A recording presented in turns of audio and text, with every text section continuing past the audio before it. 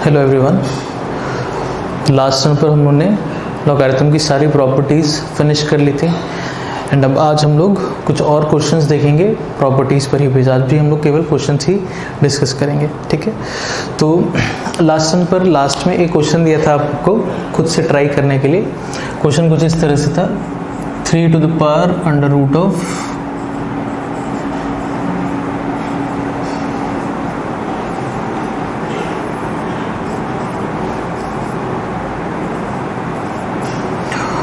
और हमको वेरीफाई करना था कि ये स्टेटमेंट ट्रू है या फॉल्स, ठीक। तो जैसे क्या है कि अगर यहाँ पर अंडर रूट नहीं होता है ना, तो हमारे लिए ऑब्जर्व करना बहुत आसान था, क्योंकि फिर ये प्रॉपर्टी नंबर 9 के फॉर्म में था। प्रॉपर्टी नंबर 9 याद है हम लोग को, है ना, एक्सपोनेंशियल के पावर में एक्सपोनेंशियल जैसा फॉर्म था और जो पावर या एक्सपोनेंट था वहाँ पे लॉग का फॉर्म था, और लॉग का बेस और एक्सपोनेंशियल का बेस अगर सेम था तो हमको इसकी वैल्यू पता है कि इसकी जो वैल्यू होगी, इस टर्म की वैल्यू आ जाएगी 5 और इस वाले टर्म की सेम उसी प्रॉपर्टी से वैल्यू आ जाएगी 3। तो हम देख सकते थे कि LHS और RHS अब बराबर नहीं है, तो हमारा स्टेटमेंट फॉल्स हो जाता। बट ये तब होता जब यहाँ पर अंडर रूट नहीं था। अब कुछ लोग गलती करते हैं कि इसमें भी प्रॉपर्टी लगा देते हैं, प्रॉपर्टी नंबर 9, तो वो प्रॉपर्टी आप नहीं लगा सकते, है ना, कि हमको समझ में आना चाहिए। क्योंकि प्रॉपर्टी नंबर 9 लगाने के लिए फिर यहाँ पर कुछ ऐसा अंडर रूट या स्क्वायर ऐसा कुछ नहीं था। प्रॉपर्टी नंबर 9 सिंपल बस इस फॉर्म में है। मैंने हमेशा स्टार्टिंग से बोला है कि प्रॉपर्टी का फॉर्म आपको बहुत अच्छे तरीके से याद रखना होगा कि प्रॉपर्टी जैसे लिखी गई है एग्जैक्टली वैसा फॉर्म है तो हम प्रॉपर्टी लगाएंगे। उसमें अगर थोड़ा सा भी कुछ इधर उधर है तो हम प्रॉपर्टी नहीं लगा सकते फिर, है ना। तो अभी जैसे यहाँ पर अंडर रूट है तो आप अभी प्रॉपर्टी नहीं लगा सकते। अच्छा, दूसरी गलती जो लोग करते हैं वो ये करते हैं कि इसको ऐसे लिख दिया, इसका पावर 1/2 इधर भी लिख दिया। ये अगेन दूसरी गलती। क्यों? क्योंकि अंडर रूट इस पूरे का है तो पावर 1/2 इस पूरे का होगा। मतलब ऐसा नहीं कर सकते कि ये 1/2 यहाँ आ गया फिर आपने प्रॉपर्टी नंबर 3 लगा दी, प्रॉपर्टी नंबर 5 लगा दिया, ये 1/2 इधर मल्टीप्लिकेशन में आ जाएगा। ऐसा नहीं कर सकते, इस पूरे लॉग का पावर है, ऐसा है। तो प्रॉपर्टी नंबर 5 लगाने के लिए केवल इस 5 का पावर होता या केवल इस 3 का पावर होता तो हम कह पाते, है ना। बट अभी तो इस पूरे लॉग का अंडर रूट है ना, केवल अंडर रूट 5 तो है नहीं। अंडर रूट 5 होता तो 5 का पावर केवल 1/2 लेते, बट ये तो इस पूरे लॉग का अंडर रूट, मतलब इस पूरे का अंडर रूट है, इस पूरे का अंडर रूट है। तो अगेन अभी हम इस पर प्रॉपर्टी नहीं लगा सकते, प्रॉपर्टी नंबर 9, है ना। अगेन आप ये नहीं सोचेंगे कि ये और ये हो गया सेम तो अब हम इस पर प्रॉपर्टी लगा दें, नहीं, ये पावर जैसा टर्म नहीं होगा। ऐसा कुछ है ना, पहले भी मैंने बोला अंडर रूट स्क्वायर इसके साथ कुछ मल्टीप्लिकेशन में हो जाए यहाँ पर, तो हम प्रॉपर्टी नहीं लगा सकते। प्रॉपर्टी का फॉर्म आपको बहुत अच्छे तरीके से याद रखना है। अभी ये अगेन प्रॉपर्टी जैसे फॉर्म में नहीं है, हम इस पर प्रॉपर्टी नहीं लगा सकते। तीसरी गलती जो करते हैं लोग करते हैं कि बोथ साइड चलिए स्क्वायर कर देते हैं, है ना। जैसे इसको सॉल्व करने का या वेरीफाई करने का एक तरीका ये हो सकता है कि हम LHS को लेकर के चलें, सिंप्लीफाई करें और देखें वो RHS के बराबर आ रहा है कि नहीं।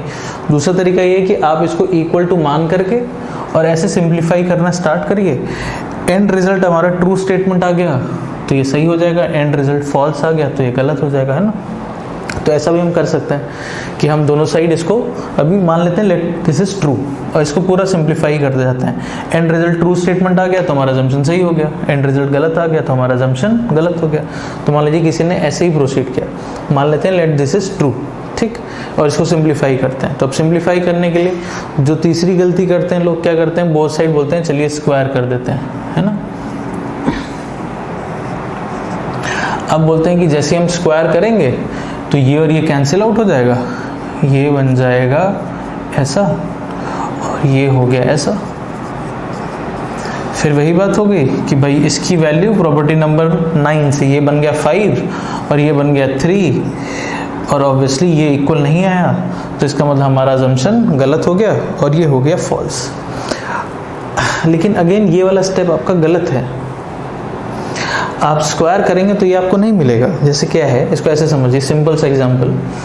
जैसे हम आपसे बोलें कि 3 के पावर में मान लीजिए √5 है फॉर एग्जांपल, ठीक, और हम आपसे बोलें चलिए अब आप इसका स्क्वायर करिए, ठीक।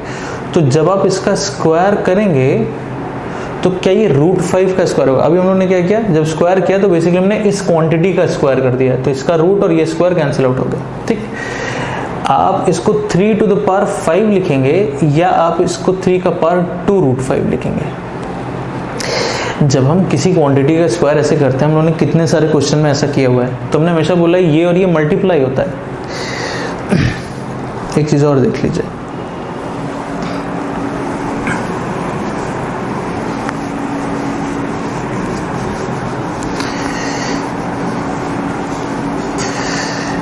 हमने लिखा है 2 टू द पावर 3 और आपसे बोलें कि चलिए आप इसका स्क्वायर करिए। ठीक, तो ये और ये मल्टीप्लाई होगा और ये बनेगा 2 टू द पावर 6। बट कहीं पे लिखा है 2 टू द पावर 3 और फिर इसका पावर लिखा है 2, ऐसे। ये और ये अलग चीज़ है, बहुत जगह गलती करते हैं, इसलिए मैं हर जगह जब भी जहाँ पे ये चीज़ करता हूँ मैं हमेशा बोलता हूँ, अगर कहीं पर ऐसा लिखा है 2 टू द पावर 3 और इस 3 का पावर 2, तो ये 3 स्क्वायर होगा 9 और ये बनेगा 2 का पावर 9। ये और ये अलग चीज़ है। अगर आप सिंपली 2 क्यूब का स्क्वायर लिख रहे हैं तो ये इसमें मल्टीप्लाई हो जाएगा।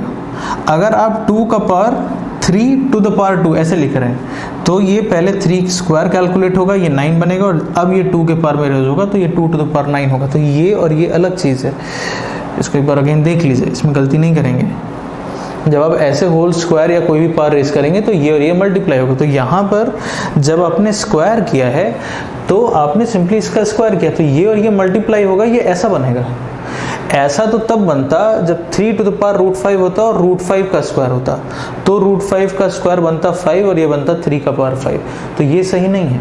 कहने का मतलब अगर अभी आप यहाँ पर बोथ साइड स्क्वायर भी करते हैं तो भी ये 2 केवल सिंपली इसमें मल्टीप्लाई हो जाएगा, ये ऐसा 2 टाइम्स रूट दिस बनेगा और इधर भी 2 टाइम्स रूट दिस ऐसा बनेगा, ये अंडर रूट नहीं हटने जा रहा।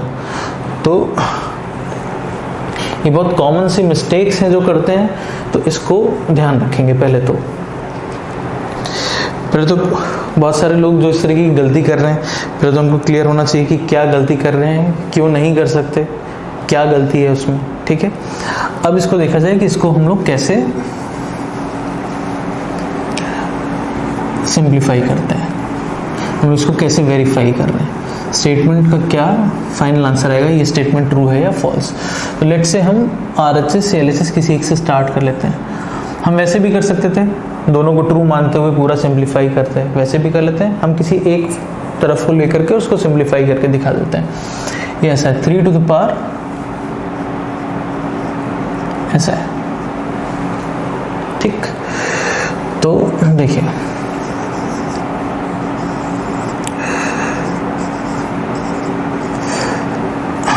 फाइव टू द बेस 3 है। अगर हम यहाँ पर किसी क्वांटिटी से मल्टीप्लाई करें तो उसी से डिवाइड कर दें पावर में, उससे कोई चेंज तो आएगा नहीं, कोई फर्क तो पड़ेगा नहीं। तो हमने क्या किया, सेम इसी टर्म से मल्टीप्लाई डिवाइड कर दिया।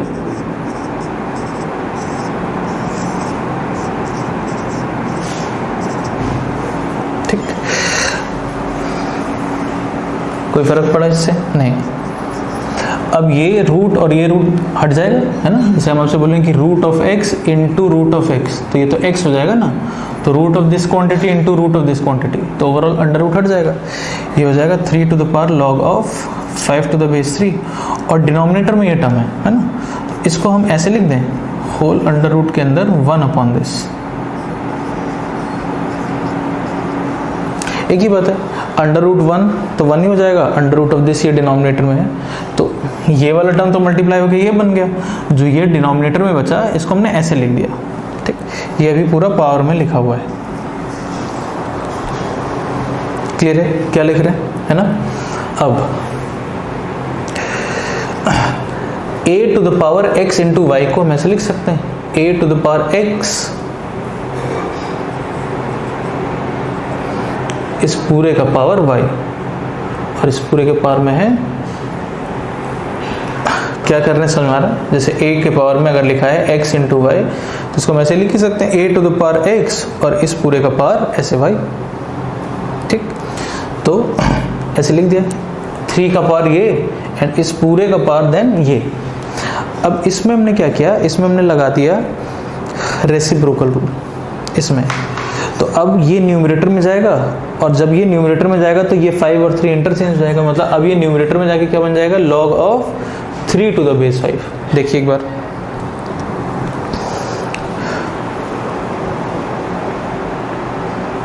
ठीक है। अब प्रॉपर्टी नंबर 9 जैसा फॉर्म दिख रहा है, ये और ये सेम हो गया, तो इसकी वैल्यू हो गई 5 और ये बन गया 5 के पावर में under root log of base 5, और यही RHS था। तो इसका मतलब ये हुआ कि जो हमको स्टेटमेंट दिया था, दैट स्टेटमेंट इज ट्रू। जो हमको क्वेश्चन दिया था वो क्वेश्चन एक करेक्ट स्टेटमेंट है, that is a true statement, क्योंकि जब हम LHS को सिंप्लीफाई कर रहे हैं तो हम देख रहे हैं कि ये RHS के बराबर आ रहा है।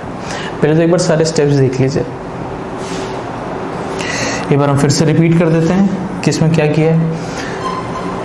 इसके अंडर रूट से यही पावर में मल्टीप्लाई डिवाइड किया है, ये अंडर रूट मल्टीप्लाई हो गया तो रूट हट गया इसमें से, और इस वाले टर्म को जो डिनोमिनेटर में था इसको हमने ऐसे लिख दिया under root of 1 upon this. ठीक, जैसे डिनोमिनेटर में अगर कोई भी टर्म लिखा है, जैसे मान लीजिए 1 अपॉन रूट 2 लिखा है, तो इसको हम अंडर रूट ऑफ 1/2 तो लिख ही सकते हैं ना, तो एक ही बात है। तो वही चीज़ लिखी, ये जो 1 अपॉन लिखा हुआ था, 1 अपॉन दिस क्वांटिटी, इसको हमने under root of 1 upon this कर दिया। अब नेक्स्ट स्टेप में a to the power x into y जैसे फॉर्म, तो इसको हमने लिखा a का पावर x, इस पूरे का पावर y, और ये वाले टर्म में हमने लगा दिया रेसिप्रोकल रूल, है ना, प्रॉपर्टी नंबर 8। तो रेसिप्रोकल रूल लगाएंगे तो ये जब न्यूमरेटर में जाएगा तो ये याद है हमको, ये और ये इंटरचेंज हो जाएगा, ये बन जाएगा न्यूमरेटर में जाके log of 3 to the base 5, ऐसा बन गया। ठीक, अब प्रॉपर्टी नंबर 9 से इसकी वैल्यू हो गई 5 और ये बन गया 5 to the power under root log 3 to the base 5, जो कि हमारा RHS था। तो LHS RHS हम देख रहे हैं सेम आ गया, तो हमारा स्टेटमेंट ट्रू हो गया। ठीक, आप इसको वैसे भी लेकर के चल सकते थे कि आप LHS RHS दोनों को एक साथ लेकर के एंड देन सिंप्लीफाई करिए। उसमें क्या करना है वो हम आपको बता दे रहे हैं, उसको आप खुद से ट्राई कर लेंगे। जैसे हमको ऐसा स्टेटमेंट दिया था, तो क्या करिए, बोथ साइड लॉग ले लीजिए सबसे पहले, चाहे बेस 3 पर चाहे बेस 5 पर, कोई भी एक, क्योंकि इसमें बेस 3 का भी टर्म यूज हो रहा है और बेस 5 भी क्वेश्चन में यूज हो रहा है, तो कोई एक ले लीजिए, चाहे बेस 3 चाहे बेस 5, उससे फर्क नहीं पड़ता, कोई भी एक ले लेंगे। फिर लॉग की प्रॉपर्टी से ये इधर आ जाएगा मल्टीप्लिकेशन में, फिर इस पे लगा दीजिएगा reciprocal rule, log 5 to the base 3 को लिख दीजिएगा log 5 अपॉन log 3, इसको भी लिख दीजिएगा log 3 अपॉन log 5, तो आप देखेंगे बोथ साइड कैंसिल आउट हो जाएंगे टर्म्स, 1 इक्वल्स टू 1 आ जाएगा। तो 1 इक्वल्स टू 1 आ गया, तो इसका मतलब स्टेटमेंट जो एंड रिजल्ट है वो ट्रू हो गया, है ना। ट्रू हो गया तो हमारा जो अजम्पशन था वो सही हो गया, हम इसको ट्रू मानते हुए प्रोसीड कर रहे थे, पूरा बोथ साइड सिंप्लीफाई करते हुए चल रहे थे, लास्ट में एंड रिजल्ट ट्रू आ गया तो हमारा अजम्पशन करेक्ट हो गया। ठीक, तो वैसे भी कर सकते हैं। क्लियर है? अच्छा, हमने जिस तरह से प्रोसीड किया उसमें हमने क्यों यहाँ पे अंडर रूट से मल्टीप्लाई किया, है ना, मतलब हम इसको किस तरह से सोच रहे थे करने के लिए।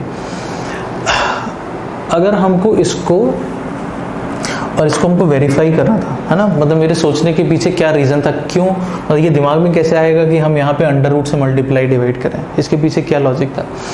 हम यहाँ से अंडर रूट हटाना चाह रहे थे, पहली चीज़। क्यों हटाना चाह रहे थे? क्योंकि जो RHS है, RHS में यहाँ पर 5 है बेस में, ठीक, हम भी यहाँ पर बेस में 5 बनाना चाह रहे थे, क्योंकि बेस में एक बार हमने 5 बना लिया, उसके बाद हम सीधे पावर देख लेंगे, पावर सेम आ गया तो स्टेटमेंट करेक्ट हो गया, पावर अगर सेम नहीं आया तो हमारा स्टेटमेंट फॉल्स हो गया। तो हम पहले दोनों तरफ बेस सेम बनाना चाहते थे, ताकि बेस सेम बनेगा तो हमारे लिए देखना आसान होगा। ठीक, अब दूसरा हम क्या ऑब्जर्व कर रहे हैं कि यहाँ हमको 5 बनाना है अगर, तो ये अंडर रूट नहीं होता तो बन जाता 5। प्रॉपर्टी नंबर 9 से ये 3 और 3 था, इसकी वैल्यू 5 आती। तो क्योंकि यहाँ पर बेस 5 था इसलिए हम यहाँ 5 बनाना चाहते थे, और 5 बनाने के लिए सबसे आसान तरीका हमको दिख रहा था कि यहाँ से रूट हटाया जाए। ठीक, अब रूट हटाने के लिए आप स्क्वायर नहीं कर सकते थे, वो वाली बात हमने एक्सप्लेन कर दी, क्योंकि स्क्वायर करेंगे तो केवल 2 यहाँ मल्टीप्लाई होगा, रूट नहीं हटेगा।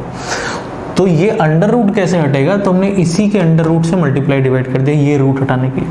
और आपने प्रोसीजर देखा ही कि जैसे ही ये रूट हटा, जैसे ही हमने इसके रूट से मल्टीप्लाई डिवाइड किया, ये वाला रूट हटा तो इसकी वैल्यू बन गई 5, और फिर 5 के पावर में कुछ आ गया। अब ये टर्म सेम जैसा RHS में था उसके बराबर आ जाता तो हमारा स्टेटमेंट करेक्ट हो गया, नहीं आता तो फॉल्स हो जाता। ठीक, तो तो हमारे सोचने के पीछे लॉजिक ये था कि यहाँ क्योंकि 5 था इसलिए यहाँ 5 बनाया जाए, और 5 बनाने के लिए फिर इस अंडर रूट को हटाया जाए, और रूट हटाने के लिए स्क्वायर नहीं कर सकते थे, इसलिए हमने इसी के रूट से फिर से मल्टीप्लाई डिवाइड किया। तो आई थिंक पूरा सीक्वेंस आपको क्लियर होगा कि क्यों हम ऐसा कर रहे थे, क्यों हमने रूट से मल्टीप्लाई किया, क्यों उस तरह से प्रोसीड किया। ठीक है, तो आई थिंक ये वाला क्वेश्चन क्लियर है। अब इसके बाद हम लोग कुछ और क्वेश्चंस देखते हैं। तो अब जो नेक्स्ट क्वेश्चन है वो ये है कि x हमको गिवन है log of bc to the base a, y given है log ca to the base b, z given है log ab to the base c, and हमको ये प्रूव करना है। ठीक, तो बहुत पहले एक चीज़ बताई थी कि अगर किसी log के टर्म के साथ कोई नंबर है तो उसको कैसे लिखते हैं, तो उस 1 को लिख देते हैं ना log to the same base करके, जैसे x प्लस 1 लिखते हैं पहले हम लोग। तो x क्या दिया है, log of bc to the base a, और इस 1 को लिख दिया जाए log of a to the base a। क्यों बेस है, क्योंकि यहाँ पर भी बेस a है, तो सेम लेंगे तभी हम इसका प्रॉपर्टी नंबर 3 अप्लाई कर पाएंगे, इसको हम सिंप्लीफाई कर पाएंगे, और ये क्या बन जाएगा log of bc into a to the base a, मतलब log of overall abc to the base a, ऐसा बन गया। सिमिलरली y प्लस 1, तो y क्या है आपका log of ca to the base b, और 1 को लिख दिया जाए फिर log b to the base b, तो अगेन ये क्या बन जाएगा log of ca into b, मतलब log of abc to the base b, and इसी तरह से z प्लस 1 भी हम डायरेक्टली लिख दे रहे हैं, ये बन जाएगा log of abc to the base c। Clear हो गया? अब इसको पुट कर देते हैं LHS में, 1 upon x plus 1, x plus 1 कितना गया log abc to the base a, plus 1 upon y plus 1 log of abc to the base b, इसको हटा देते हैं। क्लियर है आई थिंक?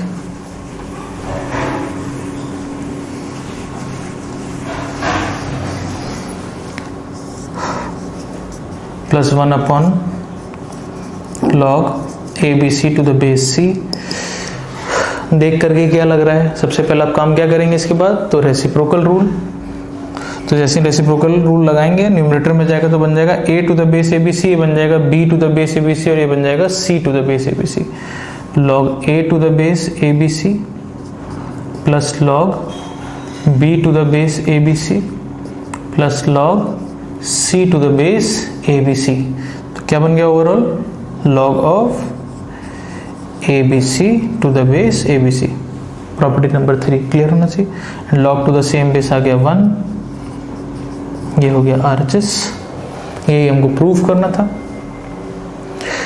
क्लियर है आई थिंक? ठीक है, चलिए नेक्स्ट क्वेश्चन देखते हैं।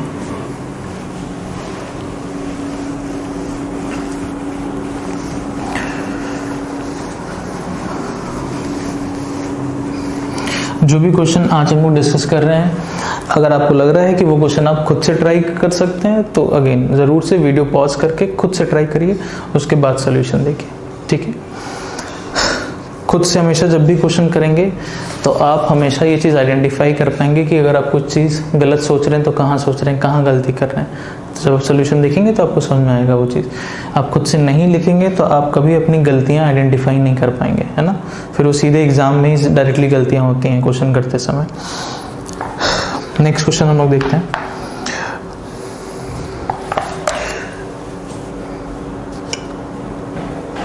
Question number 2, log 27 to the base 12 ये गिवन है a। फाइंड करना है हमको log 16 to the base 6 in terms of a। अब ये एक अच्छा क्वेश्चन है एंड ये एक स्पेसिफिक टाइप का क्वेश्चन है। स्पेसिफिक का मतलब इसका प्रोसीजर अगर हमको नहीं पता होगा तो डायरेक्टली सोचने में थोड़ा हमको प्रॉब्लम होगा।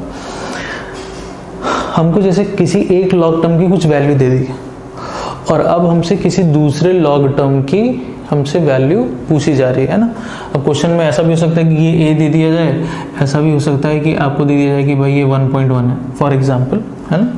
किसकी वैल्यू दे दी गई कुछ 1.1, अब उससे पूछा जाएगा चलिए अब इसकी वैल्यू बताइए। मतलब किसी एक लॉग टर्म की वैल्यू दे करके दूसरे लॉग टर्म की वैल्यू आपसे पूछी जाएगी। यहाँ पे भी वही किया गया, इसकी वैल्यू को कुछ a दे दिया गया है और बोला गया है कि अब इसकी वैल्यू फाइंड करिए इन टर्म्स ऑफ ए। ठीक, अब क्या है कि डायरेक्टली दोनों में कोई ऐसा रिलेशन नहीं दिख रहा हमको, है ना। जैसे यहाँ पर भी बेस 6 होता तो हम डायरेक्टली कुछ बनाने के लिए सोच भी सकते थे, बट यहाँ पे 6 है नहीं, यहाँ पे 12 है ना। अब 12 का मतलब 6 × 2 हो गया, बट अब इसके लिए कोई प्रॉपर्टी है नहीं, इसको हम बेस 6 में अभी डायरेक्टली नहीं ला सकते, हमको बेस चेंज रूल लगाना पड़ेगा। ठीक है, तो कैसे प्रोसीड कर रहे हैं उसको एक बार देख लीजिए। एंड ऐसे क्वेश्चन के लिए स्पेसिफिक प्रोसीजर याद रखेंगे, क्या करते हैं इसको याद रखेंगे। अब देखिए, जैसे log 27 to the base 12 and log 16 to the base 6, हम दोनों को एक साथ सिंप्लीफाई करते हुए चलेंगे एंड दोनों को एग्जैक्टली एक ही तरीके से आपको सिंप्लीफाई करना है, एग्जैक्टली सेम। सबसे पहला स्टेप दोनों में आप लगाएंगे बेस चेंज रूल, तो ये हो गया log 27 अपॉन log 12, ये हो गया आपका log 16 अपॉन log 6। सेम तरीके से दोनों को सिंप्लीफाई करते हुए चलेंगे। इसके बाद आपको हर नंबर को प्राइम फैक्टर में ब्रेक कर देना है, तो 27 हो गया 3 12 हो गया 4 × 3, 4 मतलब ऐसा। ठीक, 16 हो गया 2 to the power 4 एंड 6 हो गया 2 × 3। सिंप्लीफाई कर लीजिए, ये बन गया 3 log 3, ये हो जाएगा प्रॉपर्टी से log 2 square plus log 3, and log 2 square को आप लिख सकते हैं 2 log 2, तो 2 log 2 प्लस log 3, ये हो गया आपका 4 log 2 और ये बन जाएगा log 2 प्लस log 3। अब यहाँ तक पहुँचने के बाद हम एक चीज़ देख पा रहे हैं कि अब दोनों के दोनों लॉग जो हैं वो कुछ एक जैसे फॉर्म में अब आ गए, मतलब दोनों को ही अगर आप देखिए तो log 2 और log 3 के टर्म्स में आ गए दोनों के दोनों, है ना। अभी तो एकदम अलग अलग नंबर्स दिख रहे थे 27, 12, 16, 6, लेकिन इतना करने के बाद दोनों को ही हम log 2 और log 3 के फॉर्म में एक्सप्रेस कर पा रहे हैं। ठीक है, अब इसके बाद क्या करिए, चाहे किसी एक से, किसी भी एक से, चाहे log 3 से चाहे log 2 से, न्यूमरेटर डिनोमिनेटर दोनों को डिवाइड कर दीजिए। सेम काम जो यहाँ करेंगे वही यहाँ करेंगे, चाहे log 3 चाहे log 2, किसी एक से। मान लीजिए सपोज हमने log 2 से डिवाइड कर दिया या log 3, कोई भी एक ले लेते हैं, मान लीजिए log 2 से डिवाइड किया, तो जब log 2 से डिवाइड करेंगे तो log 3 अपॉन log 2 को बेस चेंज रूल से ऐसे लिख सकते हैं। प्रॉपर्टी दोनों तरफ से याद होनी चाहिए। log 3 to the base 2 है तो log 3 अपॉन log 2 होगा, log 3 अपॉन log 2 है तो log 3 to the base 2 होगा। हमने log 2 से न्यूमरेटर डिनोमिनेटर दोनों को डिवाइड किया है, तो न्यूमरेटर ऐसा बन गया। यहाँ पे log 2 से आप डिवाइड करेंगे तो ये तो 1 हो जाएगा और ये अगेन बन जाएगा log 3 to the base 2। log 2 से यहाँ डिवाइड कर रहे हैं तो सेम वैसे ही यहाँ भी डिवाइड करेंगे, तो 1, ये तो 1 हो गया, ये भी हो जाएगा 1, इधर हो गया log 3 to the base 2। यहां तक का पार्ट पहले देख लीजिए। ठीक है, इसको हटाते हैं। सारे स्टेप्स क्लियर हैं, बेस चेंज रूल, फिर सबको प्राइम फैक्टर में ब्रेक किया, फिर सबको ओवरऑल सिंप्लीफाई किया, सबको log 2 log 3 के फॉर्म में ले आए, फिर उसके बाद log 2 या log 3 किसी एक से डिवाइड कर देंगे न्यूमरेटर डिनोमिनेटर में। अब ये जो पहला वाला था जिसको हमने सिंप्लीफाई करके वो लाए थे, that is 3 times log 3 to the base 2 upon 2 plus log 3 to the base 2। इसी की वैल्यू तो हमको a गिवन है, ये पहला वाला log 27 to the base 12, इसी को सिंप्लीफाई करके वहां तक ले गए थे, तो यही तो हमको a गिवन है ना। ठीक, तो इसकी वैल्यू a हो गई। अब यहां से हमको क्या करना है कि ये जो log 3 to the base 2 दिख रहा है, इसकी वैल्यू हम फाइंड करेंगे a के टर्म्स में और वो यहाँ पे पुट कर देंगे, तो ये भी आ जाएगा a के टर्म्स में। देखते हैं, क्रॉस मल्टीप्लाई कर लीजिए, 3 times log 3 to the base 2 equals to 2a plus a times log 3 to the base 2।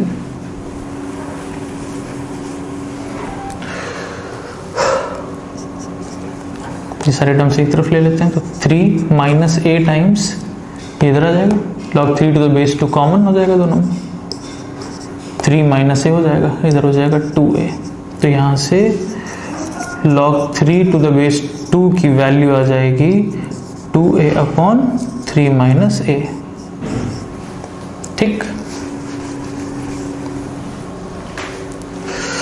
अब जो log 16 टू द बेस 6 था, कितना था 4 upon 1 plus log 3 to the base 2, ये लिखा था हम लोगों ने। ठीक, अब ये log 3 टू द बेस 2 की जो वैल्यू यहाँ पुट कर दीजिए अपॉन 3 माइनस ए, 3 माइनस ए प्लस 2 है ना, तो कितना हो जाएगा 3 प्लस ए, न्यूमरेटर में आ जाएगा 3 माइनस ए। तो ये फाइनल आंसर हो गया। log 16 to the base 6 4 times, इसको हमको a के फॉर्म में लाना था। ठीक, अब वही क्वेश्चन में अगर a की कुछ वैल्यू दी होती 1.1, यहाँ पुट कर देते 3 माइनस 1.1 अपॉन 3 प्लस 1.1, फिर जो आता है उसको सिंप्लीफाई करते। कहने का मतलब कि कोई भी एक लॉग की अगर हमको वैल्यू दी है और उसको यूज करके दूसरे किसी लॉग की अगर हमसे वैल्यू पूछी जाए तो प्रोसीजर ये रहेगा, दोनों को आप एक तरीके से सिंप्लीफाई करिए, है ना, फिर जो भी एक लॉग का टर्म बनेगा दोनों में ही आपने फाइनली देखा कि log 3 टू द बेस 2 का टर्म आ गया। अब log 3 टू द बेस 2 की वैल्यू एक से निकाल के दूसरे में पुट कर देंगे तो हमको मिल जाएगा। ठीक है, क्लियर हो गया अभी ये? ठीक,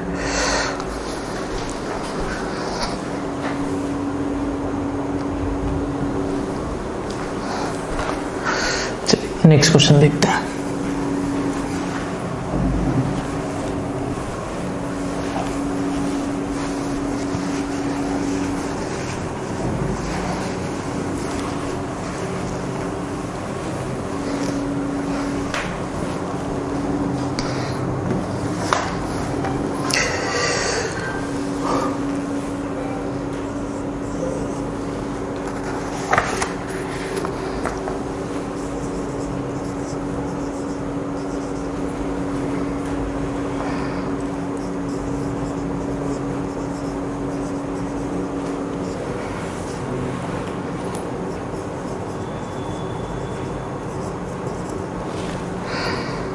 log 2 to the base x into log 2 to the base 2x equals to log 2 to the base 4x, और हमको अब x के लिए सॉल्व करना है। ठीक,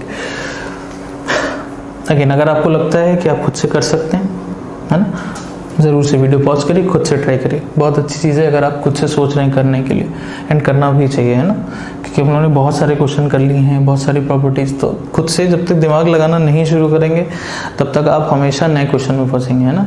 जैसे इस बार का जो टेस्ट था उसमें भी लॉग के कुछ क्वेश्चंस थे, तो जैसे क्वेश्चन उन्होंने किए एकदम सेम वैसे क्वेश्चन नहीं थे, प्रॉपर्टी सेम वही थी बट नए तरीके के क्वेश्चन थे। तो आपको सोचना पड़ेगा, आपको नए क्वेश्चन में हमेशा खुद से सोचना पड़ेगा, और जब तक वो चीज़ आप खुद से करना स्टार्ट नहीं करेंगे आप कभी नया क्वेश्चन खुद से अटेम्प्ट नहीं कर पाएंगे। तो हमेशा अगर आपको लग भी रहा है कि नहीं थोड़ा सा डिफिकल्ट है, बट ट्राई करिए उसको, है ना, जो भी लगता है जैसे भी समझ में आता है ट्राई करिए। प्रॉपर्टीज जो भी लगता है लगा सकते हैं, लगाइए, सही गलत कुछ तो करेंगे, बट जब तक नहीं करना स्टार्ट करेंगे नया क्वेश्चन कभी आप अटेम्प्ट नहीं कर पाएंगे, है ना।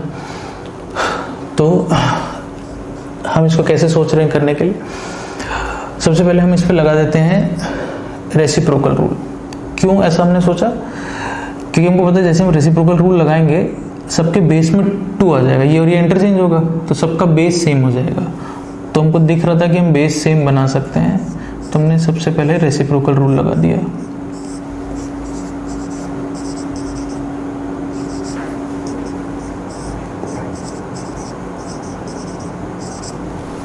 ठीक, अब log x to the base 2, अच्छा log 2x को क्या लिख सकते हैं आप, log 2 plus log x, base 2 है। ठीक, log 4x को क्या लिख सकते हैं आप, log 4 प्लस log x, है ना, एंड 4 को आप लिख सकते हैं 2 स्क्वायर, मतलब 2 टू द पावर 2 इधर आ गया। ठीक, अब जहां भी log 2 टू द बेस 2 है वो 1 हो जाएगा, एंड क्या करते हैं अब log x to the base 2 को थोड़ी देर के लिए कुछ y मान लेते हैं। ठीक, log x to the base 2 को y मान लेते हैं, तो इक्वेशन ऐसे हो जाएगी 1 अपॉन वाई इंटू 1 अपॉन ये 1 plus y equals to 1 upon 2, ये तो 1 हो गया ना, तो 2 प्लस वाई। ठीक, अब क्रॉस मल्टीप्लाई कर लेते हैं। हमने log x to the base 2 को y माना हुआ है, ठीक है। तो क्रॉस मल्टीप्लाई करेंगे तो उधर हो जाएगा 2 प्लस वाई और इधर आ जाएगा y इंटू 1 प्लस वाई। समझ में आ रहा है क्या लिख रहे हैं? तो ये हो गया 2 plus y equals to y plus y square, y और y cancel out, y square की वैल्यू 2, तो यानी कि वाई की वैल्यू एक प्लस रूट 2 और एक माइनस रूट 2, वाई स्क्वायर 2 आ गया, तो वाई या तो प्लस 2 या तो प्लस रूट 2 या तो माइनस रूट 2। ठीक है, यहां तक की बात क्लियर हो गई?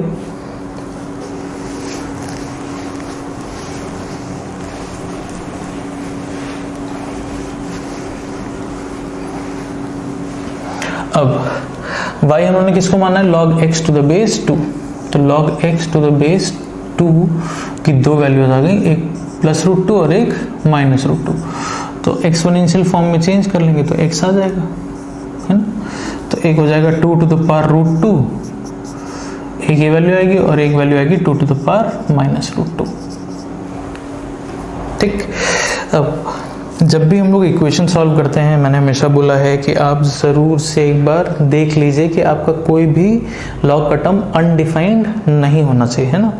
तो एंड ये भी बोला है कि आप हमेशा कहाँ चेक करेंगे? जो एक्चुअल क्वेश्चन है, जो आपका सिंप्लीफाइड स्टेप है उसमें कभी नहीं चेक करेंगे, जो एक्चुअल क्वेश्चन का स्टेटमेंट है हमेशा इसमें देखेंगे।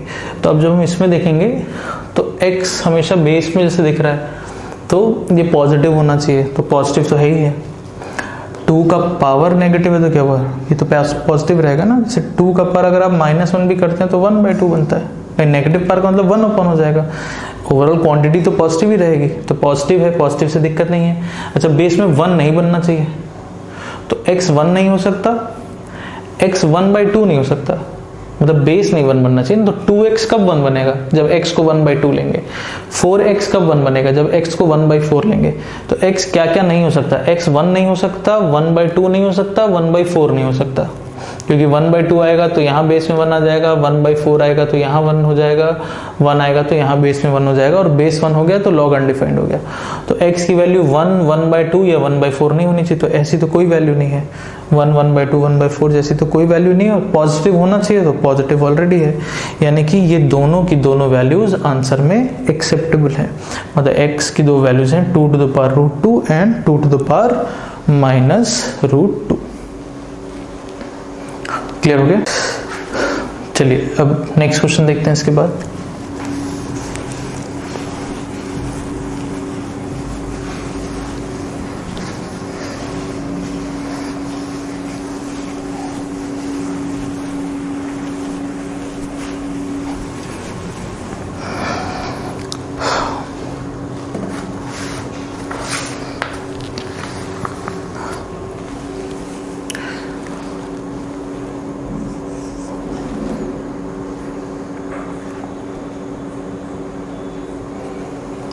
फोर्थ क्वेश्चन है शायद, y इक्वल्स टू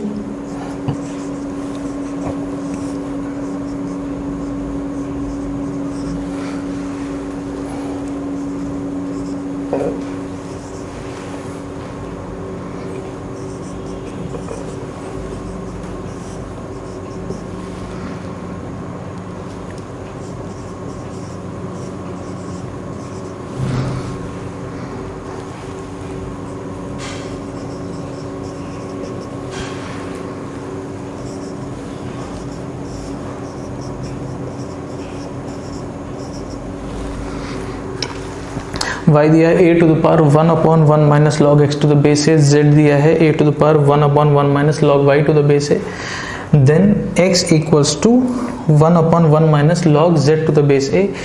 अब हमको अगेन वेरीफाई करना है, जैसे हमको ये दिया हुआ है y इसके बराबर दिया है, z इसके बराबर दिया है, तब पूछा है कि क्या x इसके बराबर आएगा, मतलब अब ये जो लिखा है ये ट्रू है या फॉल्स, ये हमको बताना है, ये हमको गिवन है। अब इसको यूज करके इसको हमको वेरीफाई कर लेना है कि ये जो है दिस इज ट्रू और फॉल्स। ठीक, अगेन खुद से ट्राई करिए, वीडियो पॉज करिए, इसको खुद से एक बार ट्राई करिए, फिर हम लोग इसका सोल्यूशन देखते हैं। ठीक है,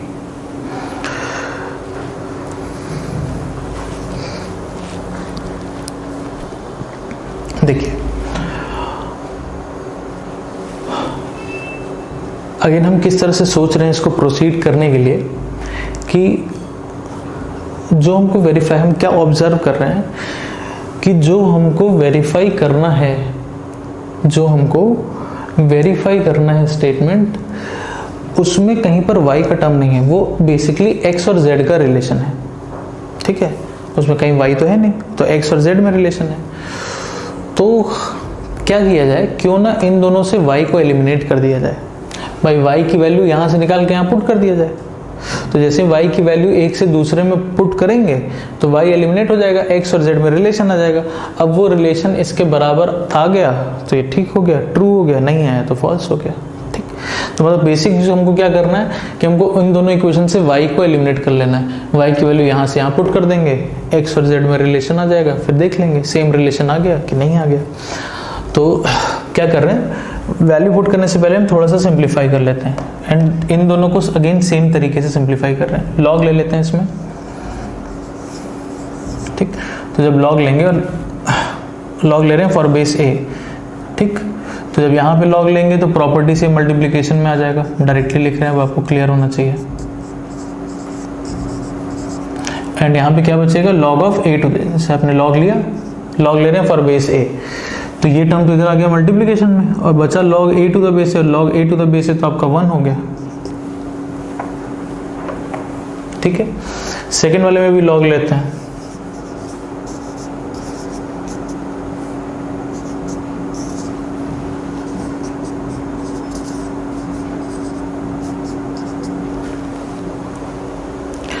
अब ये log y to the base a की वैल्यू यहां पुट कर देते हैं। देखिए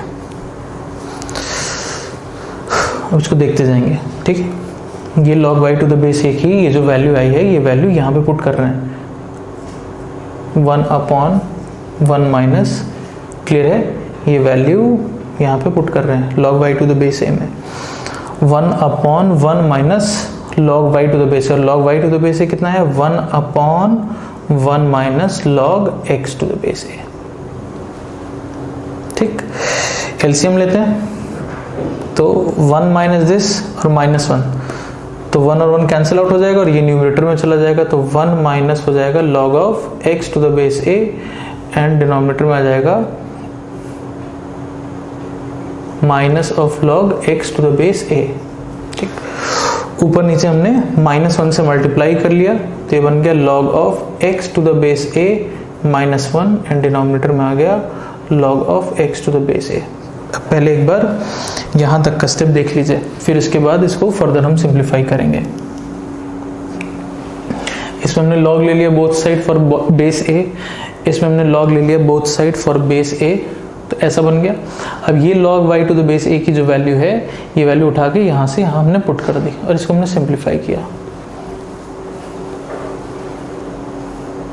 ठीक, क्लियर है? तुम देखिए, तो log z to the base a, log z to the base a, ये सिंप्लीफाई करने पर क्या आ गया है, ये आ गया है log x to the base a -1 upon log of x to the base a। ये बना log z to the base a को सिंप्लीफाई करके वो ले आए थे, तो वही लिख दिया। ठीक, अब इसको फर्दर सिंप्लीफाई करेंगे। अब देखिए, जैसे अगर ये हम लोग समझते हैं कि कहीं पर मान लीजिए p minus q upon r लिखा है, तो इसको आप स्प्लिट कर सकते हैं ना, इसको आप p upon r minus q upon r ऐसे तो लिख ही सकते हैं। ये तो हमको क्लियर होना चाहिए। तो इसको भी क्या करते हैं, स्प्लिट कर लेते हैं, इसको लिखते हैं दिस अपॉन दिस, तो log x to the base a upon log x to the base a तो 1 हो गया, और ये आ गया minus of 1 upon log x to the base a। देख लीजिए। ठीक, इसके बाद इस log वाले टर्म को इधर ले जाते हैं और इसको इधर ले आते हैं, मतलब 1 upon log x to the base a को इधर ले आए हैं और इसको उधर ले जाते हैं, तो 1 ये हो जाएगा, तो minus log z to the base a, ऐसा हो गया। सही लिखा है। रेसिप्रोकल कर देते हैं both side. Again reciprocal rule नहीं लगा रहे हैं, रेसिप्रोकल सिंपली कर रहे हैं, तो ये न्यूमरेटर में, ये डिनोमिनेटर में, तो ये हो जाएगा log x to the base a equals to 1/1 minus log z to the base a।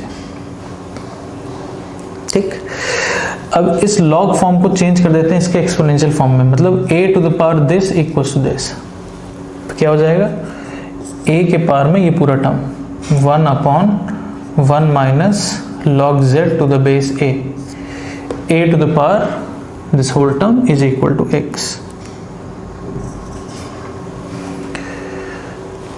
देखिए क्या यही हमको गिवन था, x equals to a to the power 1/1 minus log z to the base a। आगे तो इसका मतलब जो हमको गिवन है दिस इज ट्रू। ठीक है, क्लियर हो गया। कुछ करना नहीं है, क्वेश्चन में कुछ भी बहुत खास नहीं है, केवल हमको y की वैल्यू एक से दूसरे में पुट कर देना था और उसके बाद बस सिंप्लीफाई करते चले गए, रीअरेंज कर दिया है, यहाँ स्प्लिट कर लिया है, फिर टर्म्स को रीअरेंज कर दिया। अच्छा, क्यों कर रहे हैं उसके पीछे भी रीजन है कि जैसे हमको यहाँ पर ऐसा फॉर्म दिख रहा था ना 1 minus log z to the base a, तो 1 minus log z to the base a का फॉर्म जैसे बना तो log z to the base आया, बेस ए आया। फिर क्यों रीअरेंज किया, क्योंकि हमको दिख रहा था रीअरेंज करेंगे तो 1 माइनस ऐसा टर्म, तो इसको बेसिकली दिमाग में रख करके ही प्रोसीड कर रहे हैं, वैसा फॉर्म बनाने की कोशिश कर रहे हैं। फिर फाइनली अगर बन गया तो ट्रू हो गया, नहीं बनता फाइनली उस तरह से तो फॉल्स हो जाता, इसलिए इसको रीअरेंज किया है तो 1 माइनस आ गया है, फिर रेसिप्रोकल कर दिया है और फिर उसका एक्सपोनेंशियल फॉर्म लिख दिया है। ठीक है, तो क्वेश्चन में बेसिकली बस यही देखना था कि वहां y नहीं है, तुमको बस दोनों इक्वेशन से y को एलिमिनेट कर लेना था। ठीक, चलिए नेक्स्ट क्वेश्चन देखते हैं।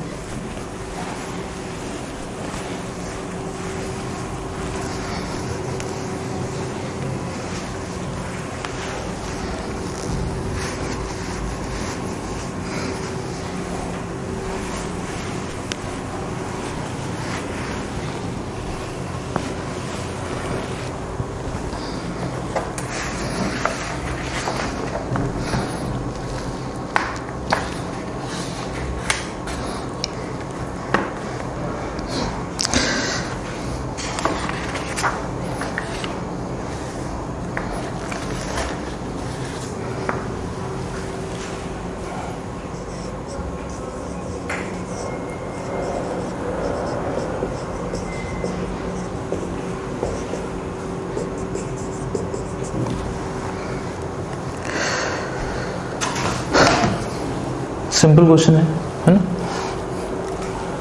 खुद से कर सकते हैं। प्रॉपर्टी नंबर 9 डायरेक्टली दिख रही है ना, खुद से ट्राई करिए। चलिए फिर इसके बाद सॉल्यूशन देखेंगे। ओके, तो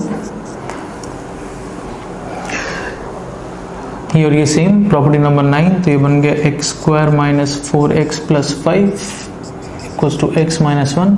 टर्म्स एक साइड करेक्ट कर लीजिए, x square minus 5x plus 6, तो यहाँ से x की दो वैल्यूज आ गई है ना, ये फैक्टराइज हो जाएगा ना, x माइनस 2, x माइनस 3, तो यहाँ से हमको x की दो वैल्यूज मिल गई 2 एंड 3। ठीक, बट अगेन इक्वेशन सॉल्व कर रहे हैं तो एक बार ज़रूर से पुट करके देख लीजिए कहीं कोई लॉग का टर्म अनडिफाइंड तो नहीं हो रहा है।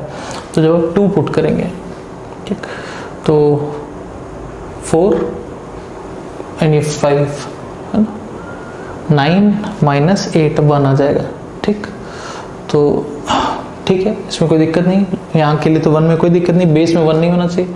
ठीक, तो ये लॉग का टर्म अनडिफाइंड नहीं है। 3 पुट करके देख लेते हैं, तो 9 प्लस 5 14 माइनस 12 2 आ जाएगा। ठीक, इससे भी कोई दिक्कत नहीं, तो दोनों आंसर्स एक्सेप्टेबल है, x इक्वल्स टू 2 और x equals to 3। Simple question था एकदम।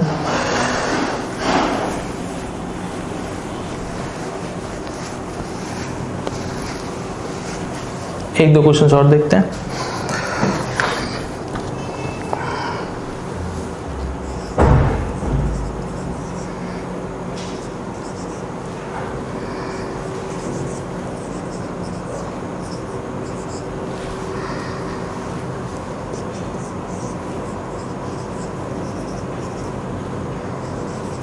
हमको x फाइंड करना है।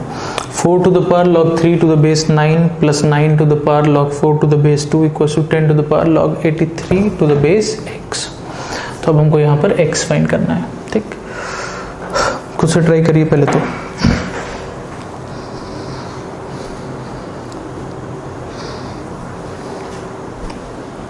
देखिए क्या कर रहे हैं, देखते जाइए। 9 को आप लिख सकते हैं 3 का स्क्वायर, ठीक, और जो पावर इसका आएगा 2, ये प्रॉपर्टी नंबर 6 से यहाँ आ जाएगा। क्या किया समझ में? इस 4 को हम लिख सकते हैं 2 का स्क्वायर, ठीक, और ये 2 अगेन प्रॉपर्टी नंबर 5 से यहाँ जाएगा। अब log 3 टू द बेस 3 तो 1 हो गया, तो 4 का पावर 1/2 प्लस ये log 2 टू द बेस 2 ये भी आपका 1 हो गया, 9 square equals to 10 to the power log 83 to the base x, ऐसा हो गया। ठीक है, अब 4 का अंडर रूट 2, 9 का स्क्वायर 81 है ना, तो 81 प्लस 2 बेसिकली बन गया 83 है ना। एंड जैसे ही ये 83 बना, हमको लगा कि हम इस पे लगा दें प्रॉपर्टी नंबर 10। याद है प्रॉपर्टी नंबर 10? इंटरचेंज कर सकते हैं इसको। आप लिख लेंगे 83 के पावर में log of 10 to the base x। क्यों ऐसा? क्योंकि दोनों तरफ बेस सेम हो गया। बेस सेम हो गया तो जो पावर है वो इक्वेट कर सकते हैं। समझ में आया क्या किया, क्या किया एंड क्यों किया, वो भी क्लियर हो जाए, है ना। कि इसको इसलिए ऐसा बना लिया ताकि हम दोनों तरफ बेस हम सेम देख पा रहे थे। यहाँ 83 आया तो यहाँ भी 83 आ गया। अब दोनों तरफ पावर इक्वेट कर लीजिए। पावर इक्वेट करने का मतलब 1 is equal to log of 10 to the base x, तो x की वैल्यू 10 हो जाएगी, है ना। एक्सपोनेंशियल फॉर्म x का पावर 1 इक्वल टू 10 मतलब x is equal to 10। Simple simple question से वाले, ठीक है। चलिए इसके बाद एक क्वेश्चन हम लोग और देखते हैं। ओके, तो ये हम लोगों को क्वेश्चन गिवन है। अब इस क्वेश्चन को एक बार पहले ऑब्जर्व कर लेते हैं। log 2 to the base x, फिर x स्क्वायर और बेस में 2 का पावर 1/2 है, ठीक। फिर 2 क्यूब, बेस में x का पावर 1/3 है, फिर x का पावर 4, 2 का पावर 1/4। ऐसे टोटल कितने टर्म्स हैं? n टर्म्स हैं। एंड क्या क्या इन्फॉर्मेशन दिया है कि x की वैल्यू 1 से बड़ी है एंड n जो है वो एक इवन नेचुरल नंबर है। इवन नेचुरल नंबर का मतलब 2, 4, n जो होगा वो 2, 4 the n number of terms है। तो इसका मतलब इसमें even number of terms basically दिए, मतलब इसमें 2 टर्म्स हैं या 4 हैं या 10 हैं या 100 हैं या 250 हैं, जो भी है इवन नंबर ऑफ टर्म्स है। तो अब हमको इसकी ओवरऑल सिंप्लीफाइड वैल्यू बतानी है, इसको हमको सिंप्लीफाई करना है, ठीक है। अब हम इसमें कंडीशन याद रखेंगे, x 1 से बड़ा एंड n एक इवन नेचुरल नंबर हमको दिए। अब हम क्या देख रहे हैं इसमें, एक तो हम पैटर्न देख रहे हैं। पैटर्न ये है कि एक तो पावर का पैटर्न दिख रहा है, जैसे 2 तो 1/2, 3 तो 1/3, 4 तो यहाँ पे 1/4, 5 तो 1/5, 6 तो 1/6, ऐसा दिया। ये चीज़ क्लियर? तो अगर हम कोई जनरल टर्म लें, जैसे मान लीजिए यहाँ पर कोई एक p ले लें और बेस में q ले लें, इसका पावर मान लीजिए n लें और इसका पावर 1/n लें। हम पैटर्न ऑब्जर्व कर रहे हैं, जैसे 2 1/2, 3 1/3, 4 1/4, ऐसा देख रहे हैं ना। तो n 1/n है ना, तो इससे क्या होगा, ये n यहाँ आ जाएगा न्यूमरेटर में। अच्छा, अब इसमें क्या गलती करते हैं, और ये जाएगा डिनोमिनेटर में, तो कैंसिल आउट हो गया नहीं। प्रॉपर्टी नंबर 5, प्रॉपर्टी नंबर 6, तो ये n और ये इधर 1/n जाएगा तो कैंसिल आउट हो जाएगा नहीं, n स्क्वायर बनेगा। क्या गलती कर रहे हैं, ये n यहाँ आएगा और प्रॉपर्टी नंबर 6 में क्या है कि इसका जो पावर है वो डिनोमिनेटर में जाएगा, तो डिनोमिनेटर में 1/n आएगा। इसका जो पावर है ये डिनोमिनेटर में जाएगा, तो 1/n डिनोमिनेटर में जाएगा। तो ये बेसिकली यहाँ पर n और n गलती इसमें यही करते हैं कि ये 2 और ये सोचते हैं 1/2 इधर आएगा, कैंसिल आउट। ये 3 और 1/3 कैंसिल आउट, कैंसिल आउट नहीं हो रहा है। यहाँ पे 2 और ये डिनोमिनेटर में 1/2, 2/1/2 ये 2 स्क्वायर बनेगा, यहाँ पर ये 3 स्क्वायर बनेगा, यहाँ पर ये 4 स्क्वायर बनेगा। बस समझ जाएंगे। और इसके बाद जो भी आपका लॉग बचेगा p टू द बेस की, ऐसे। तो ये n स्क्वायर होगा। तो मेन गलती इसमें यही करते हैं क्वेश्चन में। अब एक बार हमको ये समझ में आ गया तो इसको चलिए पहले थोड़ा सा सिंप्लीफाई कर लेते हैं। ये हो गया log 2 to the base x, फिर यहाँ पे बन जाएगा 2 square log x to the base 2, फिर बनेगा 3 square log 2 to the base x, फिर 4 square log x to the base 2, ऐसे बनता चला जाएगा, ऐसे टोटल n टर्म्स। ठीक, अब क्या है, ये जितने 2 स्क्वायर है, 3 स्क्वायर है, 4 स्क्वायर, इसको अंडर रूट के बाहर ले लेते हैं। तो अंडर रूट के बाहर लेंगे तो 2 स्क्वायर बाहर आएगा तो 2 हो जाएगा, 3 स्क्वायर बाहर आएगा 3, तो बाहर आ जाएगा 2 इंटू 3 इंटू 4, ऐसे कहाँ तक, ऐसे टोटल n टर्म्स है ना भाई। इसमें भी आप सोच सकते हैं कि यहाँ 1 स्क्वायर है, पहले टर्म में 1 स्क्वायर, दूसरे में 2 स्क्वायर। 1 स्क्वायर से फर्क तो पड़ेगा नहीं, 1 स्क्वायर तो 1 ही हो गया, तो उससे कोई वैल्यू में तो चेंज आएगा नहीं, वो केवल जस्ट एक सिमेट्रिकल है ना, जैसा पैटर्न देखने के लिए हमने ऐसा लिख दिया कि यहाँ 1 स्क्वायर है, यहाँ 2 स्क्वायर, यहाँ 3 स्क्वायर, 4 स्क्वायर, तो लास्ट में क्योंकि n नंबर ऑफ टर्म्स है तो लास्ट वाले में n स्क्वायर आ रहा होगा, है ना भाई। पहले टर्म में 1 स्क्वायर, दूसरे में 2 स्क्वायर बन रहा है, तीसरे में 3 स्क्वायर, चौथे टर्म में 4 स्क्वायर, तो जो nth टर्म होगा उसमें n स्क्वायर बन रहा होगा ऐसा। तो बाहर जो हम लेंगे इस 1 को भी लिख देते हैं, अगर इससे फर्क तो पड़ेगा नहीं, वो पैटर्न केवल देखने के लिए 1 2 3 4 ऐसे करते करते n तक आ जाएगा। ठीक, अब इसके बाद अंडर रूट में क्या बचेगा वो देखते हैं। तो log 2 to the base x into log x to the base 2, फिर अगला log 2 to the base x, फिर log x to the base 2, ऐसे करते करते n टर्म्स। अब n इवन है, n तो इवन है ना। अच्छा, इवन का मतलब या तो 10 टर्म है या 50 टर्म्स हैं। तो अगर इवन नंबर ऑफ टर्म्स हैं तो क्या आप एग्जैक्टली 2-2 के पेयर बना पाएंगे? मतलब हम 2-2 टर्म एक साथ लेना शुरू करें तो हमेशा हमको 2-2 के पेयर बनेंगे। जैसे मान लीजिए अगर इसमें 250 टर्म्स भी हैं और अगर हम 2-2 का पेयर बनाते हैं तो 125 पेयर बनेंगे भाई। अगर इवन नंबर ऑफ टर्म्स हैं तो 2-2 का पेयर सोच सकते हैं ना। मान लीजिए 10 टर्म है तो ऐसे 2-2 का 5 पेयर बन जाएगा। अगर 250 टर्म है तो ऐसे 2-2 के 125 पेयर बन जाएंगे। मान लीजिए 1000 टर्म्स भी हैं तो भी आपके 2-2 के पेयर आप बनाएंगे तो 500 पेयर बनेंगे। मतलब आपको एग्जैक्टली पेयर्स मिल जाएंगे। अच्छा, क्यों हम पेयर की बात कर रहे हैं? अब आप कोई भी एक पेयर ऑब्जर्व कर लीजिए, ठीक, और लगा दीजिए इस पर बेस चेंज रूल। अब देख सकते हैं आप सारे के सारे पेयर एक ही जैसे हैं। हर पेयर में सेम टर्म है, log 2 का base x into log x का बेस 2। अगले पेयर में भी यही है, log 2 का बेस x log x का बेस 2। फिर अगले में भी यही है, फिर क्योंकि वो पैटर्न वैसे ही दिया था। यहाँ पे 2x था तो अगले में x और फिर 2 था, फिर 2x है फिर x2 है, तो पैटर्न तो सेम उसी पैटर्न में कंटिन्यू होगा। फिर अगले में 2 बेस में x होगा तो फिर अगले में x बेस में 2 होगा, ऐसे ही चलेगा। तो सेम ऐसा ही बनेगा हर एक पेयर, हर एक ब्रैकेट में जो 2 टर्म्स हैं एग्जैक्टली सेम ऐसे ही बनते चले जाएंगे। अब क्या होगा, जैसे ही आपने लगाया दोनों पर बेस चेंज रूल तो इसको लिखा log 2 अपॉन log x और ये हो गया log x upon log 2, cancel out हो गया नहीं। log 2 अपॉन log x, यहाँ log x upon log 2 cancel out, मतलब ये पूरा आपस में कैंसिल आउट हो गया, इसकी वैल्यू आ गई 1। अब सेम ऐसे ही पेयर हैं सारे के सारे, सब में तो यही टर्म लिखा हुआ है, तो इसकी वैल्यू 1 तो इसकी भी वैल्यू 1, तो हर एक पेयर जितने भी पेयर बनेंगे सबकी वैल्यू 1, तो 1 इंटू 1 इंटू 1 ये तो 1 ही रहेगा, उसका अंडर रूट भी 1 ही रहेगा, मतलब ये ओवरऑल 1 हो गया। मतलब आंसर क्या आ गया, 1 into 2 into 3 into 4 and so on up till n। Clear हो गया? ठीक, क्वेश्चन देख लीजिए।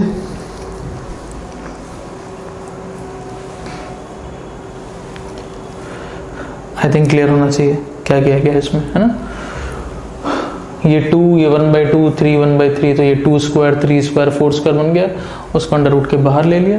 फिर जो बचे उसमें 2-2 का पेयर बना लिया और हमने ऑब्जर्व किया कि हर 2 का पेयर जो बन रहा है उसकी वैल्यू 1 होती चली जाएगी, तो अंडर रूट के अंदर बेसिकली ये 1 ही रहेगा, तो ओवरऑल आंसर इसका 1 ही आएगा। ठीक है, तो फाइनल आंसर हो गया 1 into 2 into 3 up till n, ये प्रोडक्ट। ठीक, अब देखिए यहाँ पर हम लोग एक छोटा सा डिस्कशन करेंगे रिगार्डिंग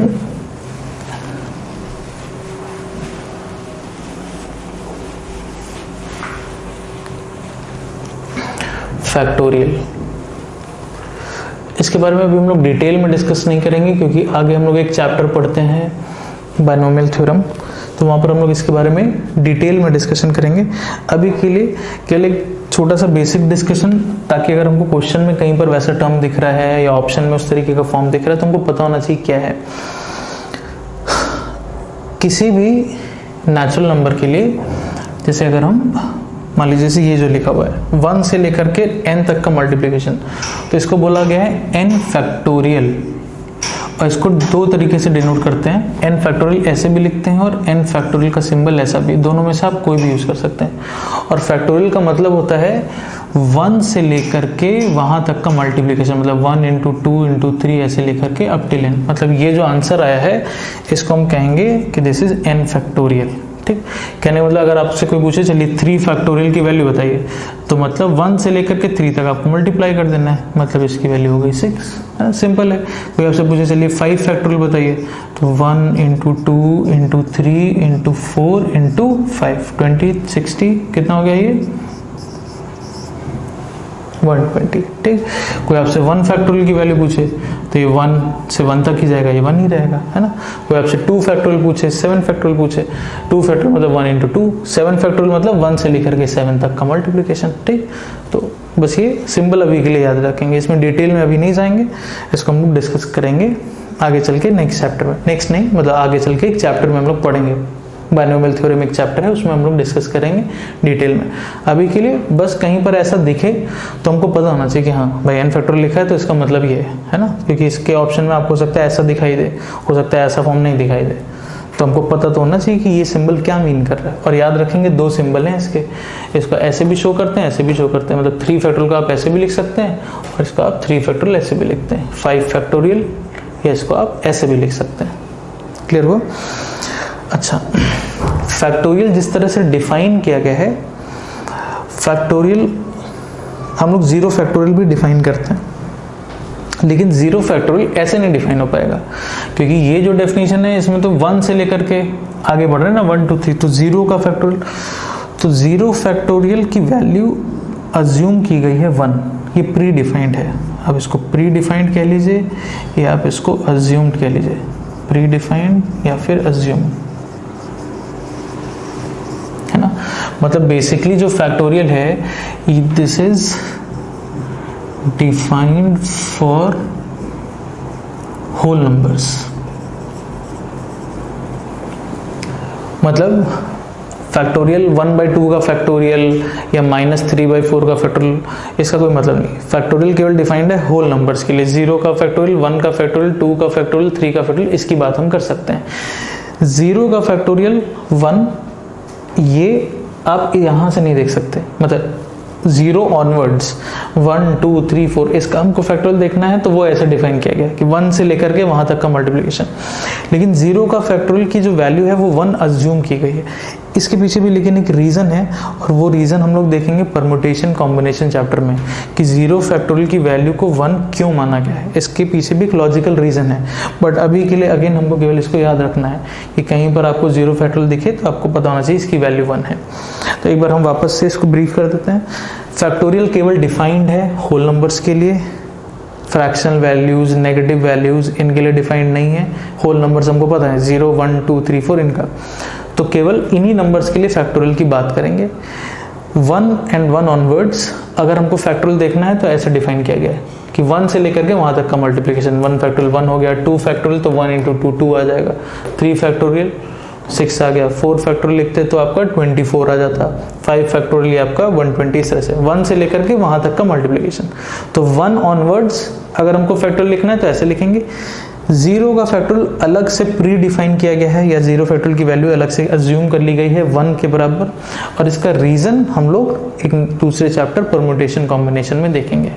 ठीक है, बट आपको अभी के लिए याद रखना है क्या इंपॉर्टेंट है, क्या सिंबल है, कैसे लिखते हैं, एंड 0 फैक्टोरियल की वैल्यू अलग से याद रखेंगे 1 के बराबर। ठीक है, तो आज का डिस्कशन फिर हम लोग इसको यहीं पर स्टॉप करते हैं।